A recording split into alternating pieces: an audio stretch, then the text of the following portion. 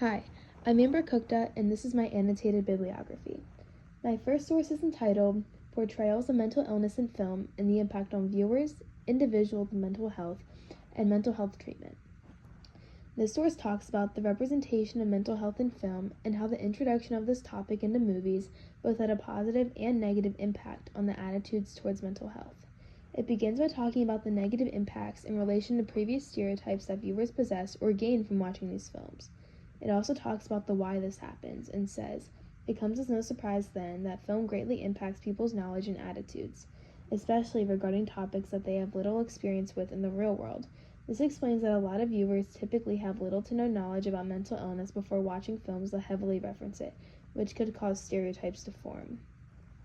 But it also went into depth about the impacts of positive portrayals of mental illness. One sentence states, "Films may help people relate to characters with mental illness who they look up to and feel more accepting of their mental illnesses." A passage also discusses the educational aspect, as the exposure to mental illness can help people understand what it looks like in a recognizable environment. This source uses research and knowledge from the scholars at the University of Rochester in order to talk about this topic. This website also cites novels and studies about mental health from psychiatrists. This source made me more interested in the portrayals of mental health in film, especially the accurate ones. So I wanted to look for what the film industry did right when portraying mental health, and how they did, which led me to my next source. My second source is entitled Mental Health in Movies, TV, and Video Games, Exploring Positive Portrayals. This source goes into depth into certain films, TV shows, and video games that accurately depict mental health and how the creators did it. I focused on the film category, which covered multiple genres and mental illnesses. One analysis that stood out in this resource was of the movie Inside Out, which had a psychologist included in the making of the film in order to help with accuracy. The source also talked about the greater involvement of emotion in this film, and how the movie teaches viewers that every emotion has value. This source comes from the New York Film Academy and is a recently published source, which helps justify its credibility. Reading about the types of emotions that was in Inside Out made me interested in how emotion is involved in film, which led me to my next source. My third source is entitled Emotion in Film Theory. This source goes into depth about the difference in emotions that are displayed in movies, or the emotions that you feel while watching a movie, versus the emotions that you feel in everyday life. The author created a list of 17 comparisons between real-life emotions and cinema emotions and why they vary. A few comparisons that I focused on were subject, context, and intensity. The first comparison, subject, is described as, "The subject in the movie is only as close to you as much as you choose or sympathize towards it." The second comparison, context, is described as, "The movie only has as much context as the directors choose to give in terms of how you should feel, while in real life you have all of your previous knowledge and experience as context that you could use to make decisions." The third comparison, intensity, is described as, "Movie emotions typically are more intense. Viewers tend to have bigger reactions to scenes than in similar scenarios that happen in real life."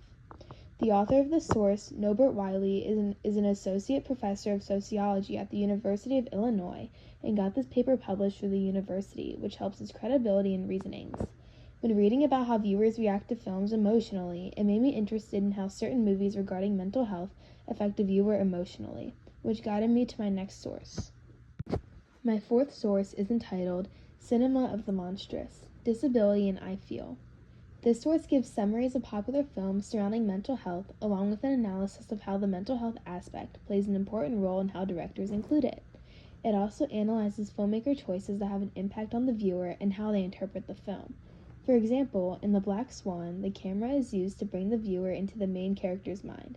That and the slight direct characterization is used to create an understanding that the main character was not psychologically stable, which is also indirectly shown through the shaky camera movements and close-up shots.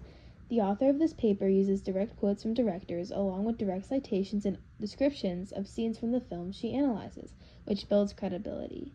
Reading about filming techniques in cinematography and film to create emotion made me interested in ways that the techniques can improve the emotional connection from the screen to the viewer, which brought me to my next source. My fifth source is entitled What Techniques Elevate Emotional Impact in Cinematography. This source teaches the reader about the types of filming techniques and how they are typically used to create a better sense of understanding and emotion. The list of techniques, or tools, how they are called in the source, comes with an explanation for each and their importance when it comes to emotions in film.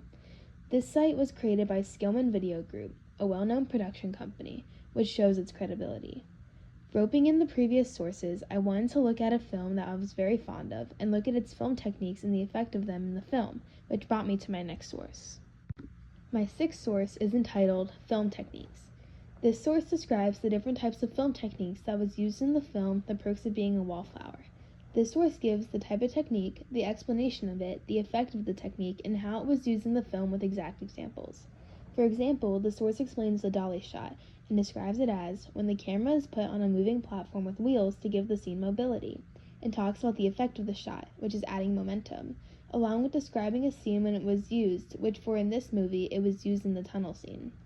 This source gives accurate definitions of the film techniques used, along with the direct examples of these techniques using exact scenes in the movie, which adds credibility. I wanted to use my now knowledge on filming techniques and also learn more about how authors and directors use emotions to connect to the audience, to see how the filming techniques helped with that, which led me to my next source. My seventh source is entitled Connecting with Audiences Through Characters' Emotions. This source talks about how important it is to include character emotions when writing or filming scenes, in order to connect with the audience strongly. The author states, "Thoughts can lie, dialogue can lie too. However, emotions are universal, relatable, and humanizing. Emotions always tell the truth." This backs up the fact that one can't just describe emotions, they are best understood through nonverbal communication. This source is written by a book author who has a surplus of experience when it comes to conveying emotions to readers, which helps the source's credibility.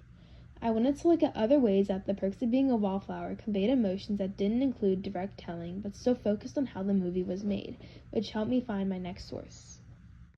My eighth source is entitled The Perks of Being a Wallflower, Editing.